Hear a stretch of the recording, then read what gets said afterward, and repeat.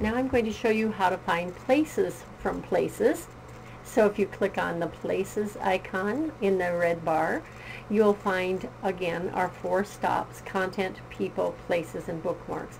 And in the previous one I mentioned content, bookmarks, and went thoroughly through people. So this time I'll be talking about places specifically.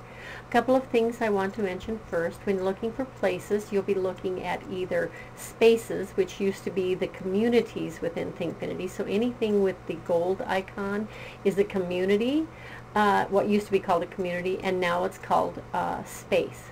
Then the other is your social area, which would be your groups. And so when you're looking at these, if I click on following, you'll notice that I'm following both the groups, which are up here, the social groups, or I may be following any of the spaces, which used to be the communities. There's a big difference between, one major difference between the two. If I'm with the group, I can not only follow, but I can be a part of that group where I can be sharing things, working with people, having discussions, blogs, etc. With the spaces, I can follow, but I can't join the group because it's not a group, it's a space for all of us to be a part of. So that's the difference between the two. So now let's go and see how we can find different places. So I'm going to click on all again, and once we click on all, we can start filtering by looking for a group that might fit my content area of math. So I'm going to type in math.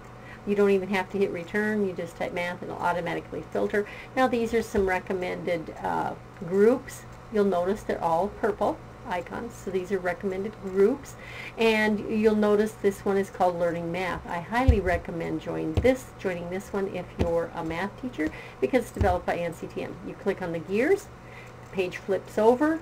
Now I can choose to follow, which right now I already am. It says I'm following, and I can choose to join the group. In this case, I'm already a part of it, so it's asking if I want to leave the group. So this is one I've already belonged to. So I'm going to look for a group that I don't belong to. How about college and career readiness? So I'm going to click on that one, and I can choose to either follow, which means read the content, read the discussions, etc. If I want to be a full partner within this group, I can join the group, and then I can be a full interactive, collaborative partner within that group. So those are your ways to join the group. Very simple. Join or follow or both. Once you've done that, now you can choose, you can filter that way. You can either sort by date created, latest activity, sort by title, so you can find it in a variety of ways. Now, if I'm following groups, that's the following filter. So I'm following all of these groups. I could also be a group member. Now it filters it down even more, so now there are fewer because now I'm also an interactive partner within this group, and it also picks different ones. If I own a group, these are the ones I actually own. So I've actually created a group, and in another video here shortly I'm going to show you how to create a group.